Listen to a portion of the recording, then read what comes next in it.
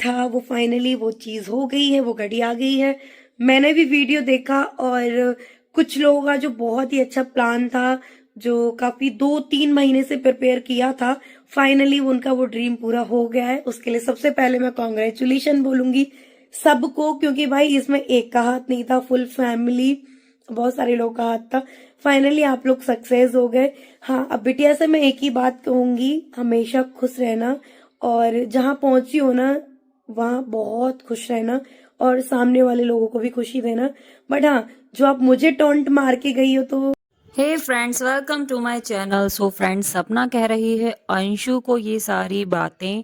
Video skip आप लोग बिल्कुल भी मत करिएगा क्योंकि बहुत ही इंटरेस्टिंग न्यूज़ है। सो फ्रेंड्स, अंशु पहुंच चुकी है अब सपना के ससुराल में और सपना इसी मैटर में ये बात बता रही है कि तुम जहां पहुंची हो वहां खुश रहना। और अंशु जो है सपना के ससुराल से सबसे पहले अंशु ने ही वो घर छोड़ा था। और अब अंशु जो कि अपनी वीडियोस में कह रही है कि मैंने जिसकी वजह से घर छोड़ा था वो भाभी हैं, भाभी की वजह से घर छोड़ा था। सो ऐसा कुछ नहीं है, सपना की वजह से अंशु ने घर नहीं छोड़ा था। अब अंशु की और अंशु के परिवार वालों की कहीं ना कहीं ये साजिश चल रही है कि अपने बुआ फूफा जी की सेवा करो, उनके साथ रहो, जो कि उनकी 2-3 घर हैं, उनकी जो प्रॉपर्टी है वो सब वो हमें मिल जाएगी। सो फ्रेंड्स, इसी लिए ये सारा खेल चल रहा है। और सपना भी कहीं ना कहीं सही बोल रही है। सपना को एक तरह से बिल्कुल साइड कर दिया है अंशु और अंशु के परिवार वालों ने।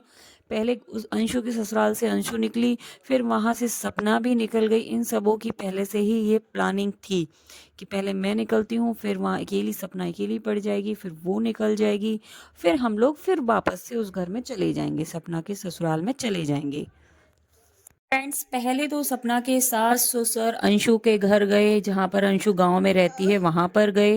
वहां पर 7-8 दिन वो रहे। फिर जब वो रिटर्न शिवपुरी आ रहे थे तो शिवपुरी जब आ रहे थे तो साथ में अंशु को भी लेकर के आए। सो फ्रेंड्स, अंशु अब शिवपुरी के घर में है, सपना के ससुराल में रह रही है। सो फ्रेंड्स, इन्हीं सारी चीजों को लेके सपना ने कुछ बताया है। मुझे नहीं लगता कि मुझे टॉन्ट मारने की आपको जरूरत थी, क्योंकि जो चीज आप सबने चाही वो पूरी हुई। और आपके मम्मी पापा हैं, वो मेरे तो आई थिंक कुछ है नहीं, ना ही मेरे बच्चों के हैं। आपके मम्मी पापा हैं, आपको उनको छोड़ के नहीं आना था, जो कि आप मुझसे पहले उनको छोड़ के भागी थी वहां से। तो और आप बोल रही हो कि मैं जिसके लिए मैं उस घर को छोड़ के आई थी उसी ने मुझे छोड़ दिया। तो इतना थोड़ा सोच लिया करो आपने क्या किया है। हालांकि आप एज में बड़ी छोटी हो, पर बात है आपकी बहुत बड़े लोगों से भी ज्यादा होती हैं। तो आप मेरे लिए नहीं आई थी, आप अपने परिवार के लिए आई थी। आपकी पूरी प्लानिंग थी, आप मुझसे पहले उस घर से निकली हो, उसके बाद अपने घर पहुंची हो। आप आई थी कि मैं अपने मम्मी पापा के पास जा रही हूँ, जिन्होंने मुझे जन्म दिया है। मैं थक गई हूँ यहाँ पे रह रह के, कि बीच में पड़ती हूँ लड़ाइयों के। ऐसा कुछ बोला था आपने, खुद के ही मुंह से बोला था, आपके मुंह की बातें हैं कि मैं थक गई थी, मैं उन लड़ाइयों में बीच में आती थी कि मेरी वजह से लड़ाई हो रही। ऐसा आज आप कह रही हैं कि आप मेरे लिए उस घर को छोड़ के आई थी। बेटा, तुम्हें वहां जाना है, खुशी खुशी रहो, मैंने तो कोई रिएक्ट नहीं किया। अब मुझे बुरा बना के क्यों जा रही हो, मेरे को ये समझ नहीं आ रहा कि बुढ़ापे में माँ बाप की सेवा करनी चाहिए, उनको ऐसे टाइम पे छोड़ दिया। आप ऐसी बातें कर रही हो, आप तो खुद उनको छोड़ के आई थी ना। आप आज जा रही हो, क्यों जा रही हो? क्योंकि वो रास्ता साफ हो गया है बिल्कुल।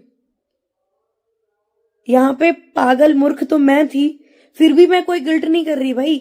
तुम लोग खुश रहो, मैं खुश हूं अपनी लाइफ में, तुम भी खुश रहो। पर टोंट मार के, इतनी छोटी हो भाई। वैसे तुम नाबालिग में आती हो जब कोई तुमसे बात की जाती है। जब आप सामने वाले को टोंट मार रहे हो, सामने वाले को गलत बोल रहे हो, तब सामने वाला बड़ा नहीं है तुमसे, तब वहां छोटी नहीं होती आप कि आप छोटी बच्ची हो। खुशी खुशी गई हो, बहुत अच्छी बात है, जाओ रहो, उनकी सेवा करो।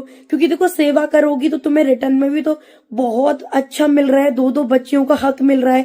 सो फ्रेंड्स, आप लोगों ने सुन ही लिया होगा कि कुछ इस तरह से कहा है अंशु को सपना ने क्या ये आप लोगों को लगता है कि अंशु और अंशु के परिवार वालों की कोई चाल है जो कि सपना के सास और ससुर की जितनी भी प्रॉपर्टी है वो अपने नाम कराने का, क्योंकि वो बड़े बूढ़े हैं और उनकी भी तबीयत भी ठीक नहीं रहती है। हालांकि कभी भी कुछ भी हो सकता है। अगर अकस्मात कुछ हो गया तो वो प्रॉपर्टी का हकदार कौन होगा, क्योंकि वो तो ऑटोमेटिकली सपना का हक बनता है और सपना के पास ही।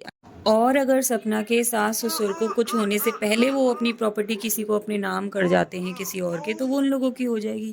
तो कहीं ना कहीं ये साजिश चल रही है सपना की बच्चियों के हक को मारने की। तो आपको क्या लगता है फ्रेंड्स, मुझे कमेंट बॉक्स में जरूर बताइए। चैनल को सब्सक्राइब करना बिल्कुल भी मत भूलिएगा, लाइक कमेंट शेयर जरूर से कर